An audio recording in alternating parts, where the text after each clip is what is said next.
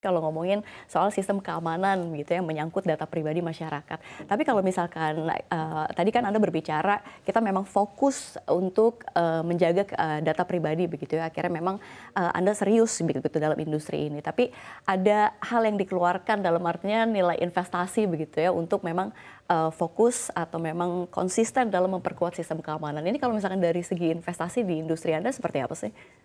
Ya, Apakah jadi ini menjadi kendala juga atau memang, karena memang Anda fokus dan memang ingin memperkuat, sistem keamanan, jadi kita memang benar-benar menyiapkan teknologi yang benar-benar mutakhir begitu, bisa dikatakan seperti itu Pak Benny, seperti apa untuk Datacom sendiri? ya, pertama mungkin kita coba bahas dari sisi overall dulu ya, Oke. gitu. Kalau dari sisi secara global gitu, yang menjadi halangan pertama sih terkait investasi ini adalah, kesadaran sendiri terkait impact, terkait, dampak serangan, terkait kompetensi untuk apa sih sebenarnya yang dibutuhkan untuk, memberikan perlindungan dari keamanan siber ini. Nah, itu yang mempengaruhi dari, investasi yang diberikan untuk, keamanan ini gitu. Tapi sebenarnya secara overall kayak perusahaan kami itu, mungkin kita perlu mengalokasikan secara khusus ya keamanan ini, tidak bisa menjadi sebuah prioritas kedua gitu. Jadi minimal itu memang sepertiga dari infrastruktur, investasi dari infrastruktur secara keseluruhan itu sepertiganya mungkin harus, difokuskan sedikit untuk,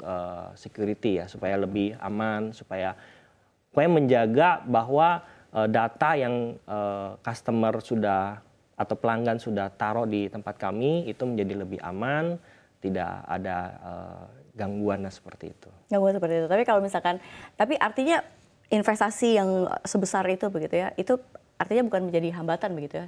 Atau Justru itu nggak tidak boleh menjadi hambatan. tidak boleh menjadi Iya, hambatan tidak boleh ya? menjadi hambatan karena ya itu kalau kita Iya, merasa, "Oh, kalau investasi ini setengah-setengah terlalu percuma besar," ya? ya, ini kita implementasi, keamanan cyber ini tidak bisa hanya satu sisi saja gitu. Ini harus secara bertahap, berlapis gitu. Kenapa? Karena, banyak mekanisme atau banyak cara lah di luar untuk bisa membypass sebuah, keamanan. Jadi kita harus lakukan berlapis sehingga ketika ini di-bypass, sudah ada keamanan yang lain dan berbeda gitu.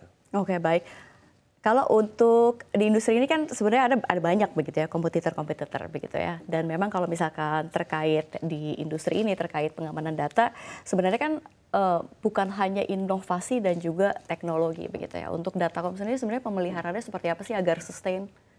Ya, jadi, ada beberapa layanan yang kami, Yang membedakan ya ada. perubahan, sebuah, meluncurkanlah sebuah produk keamanan ini yang kami namakan DTrust lah gitu. Dalam DTrust ini itu ada 3 pilar. Pertama di SEC itu terkait, pemberian layanan security mulai dari firewall as a service, WAF as a service, kemudian, beberapa, seperti endpoint detection response dan sebagainya lah gitu. Kita memberikan, layanan dalam bentuk, sebuah, DSEC lah, security as a service dalam hal itu. Kemudian di pilar kedua itu kami memberikan layanan seperti, DPROV dalam artian professional service mulai dari vulnerability assessment, penetration testing untuk memastikan bahwa, aplikasi yang dijalankan oleh customer kami itu aman dari sebuah vulnerability dan bisa diproteksi lah ceritanya. Kemudian yang terakhir kita tentunya juga ada yang namanya DMDR atau, detection, management and detection and response lah. Nah ini itu seperti istilahnya, yang melakukan monitoring 24/7 lah, monitoring 24/7 terkait sebuah insiden keamanan di, lokasi customer maupun di cloud kami gitu. Jadi ketika customer melakukan subscription ini, bisa dibantulah oleh tim kami, tim profesional kami untuk, memastikan, memonitor supaya, aplikasi yang dijalankan itu aman dari serangan. Ketika ada serangan, kita bisa menginformasikannya ke customer untuk dimitigasi sehingga, tidak, memberikan dampak yang besar atau, kerugian finansial terkait, pelanggan kami, seperti itu. Baik, menarik. Pak, tapi kalau misalkan kita beralih sedikit begitu ya ke perkembangan dari teknologi seperti AI dan IoT yang memang sebenarnya ini mempengaruhi nggak sih landscape dari keamanan cyber di Indonesia? Sebenarnya apa langkah-langkah yang diambil kalau memang misalkan ada hambatan dari AI dan IoT itu sendiri? Ya, tentunya dengan, teknologi-teknologi baru yang diintroduce ya ke sebuah, infrastruktur atau jaringan dari sebuah perusahaan ya, itu memberikan istilahnya, terminologi itu surface attack atau serangan yang,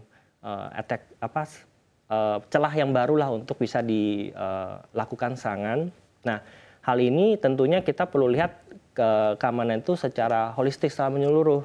Jadi tidak bisa kita melihat, oh kita misalkan dari IoT, dengan IoT kan banyak devices yang terinstalasi di perangkat, ya itu menjadi sebuah celah baru untuk supaya seorang attacker atau hacker gitu untuk masuk ke dalam jaringan.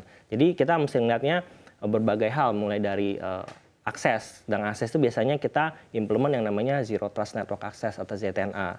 Ini untuk memastikan bahwa akses yang masuk itu kita anggap ini tidak dipercaya dan harus dilakukan verifikasi, lalu dipastikan role-nya itu memang benar dan memang diperbolehkan untuk mengakses sebuah resource yang ada dalam jaringan. Itu jadi beberapa hal yang perlu dikembangkan lah instead of menggunakan traditional security. Kalau untuk teknologi yang seperti AI, IoT itu mungkin kita perlu pengembangan implementasi security yang lebih cocok terkait teknologi tersebut gitu. Jadi memang mesti mengikuti lah untuk security ini. Baik, Pak Benny, kalau misalnya kita boleh membandingkan begitu ya dengan negara-negara lain dengan ekosistem dari keamanan data pribadi begitu ya.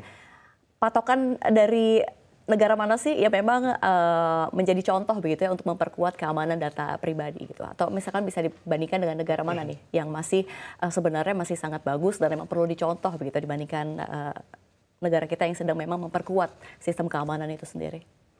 Ya, jadi kalau misalkan kita melihat dari laporan ya, dari laporan Global Cybersecurity Index atau GCI yang diterbitkan oleh ITU di tahun 2020, itu Indonesia itu masuk ke dalam peringkat 3 ya di Asia Tenggara gitu, peringkat 3 di bawah dari Malaysia dan Singapura.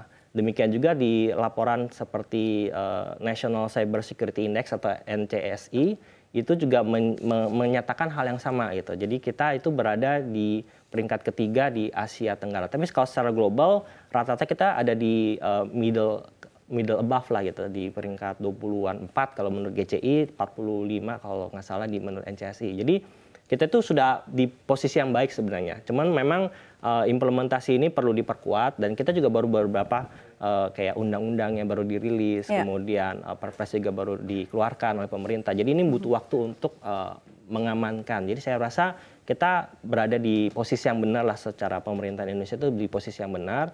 Tinggal bagaimana cara kita terus menguatkan menguatkan implementasinya, memastikan bahwa memang security awareness ini bagi pelaku industri maupun bagi pemerintah itu tetap terjaga, sehingga kita memang bisa melihat security ini merupakan suatu hal penting ya di Indonesia gitu. Baik, menarik. Terakhir nih Pak Benny, ini untuk rencana kerja Datacom apa sih sebenarnya, mau ada ekspansi apa lagi, atau memang fokus yang dikembangkan tuh apa lagi untuk Datacom sendiri? Akan fokus ke mana? Ya, jadi fokus perusahaan kami itu ada 2 ya saat ini.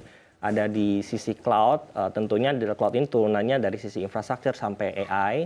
Kemudian kami juga ada fokus di sisi security dengan meluncurkan yang produk kami yang D-Trust tersebut. Jadi ini merupakan salah satu dari dua pilar dari perusahaan kami lah untuk mengembangkan atau mendukung lah ekonomi digital yang ada di Indonesia. Gitu.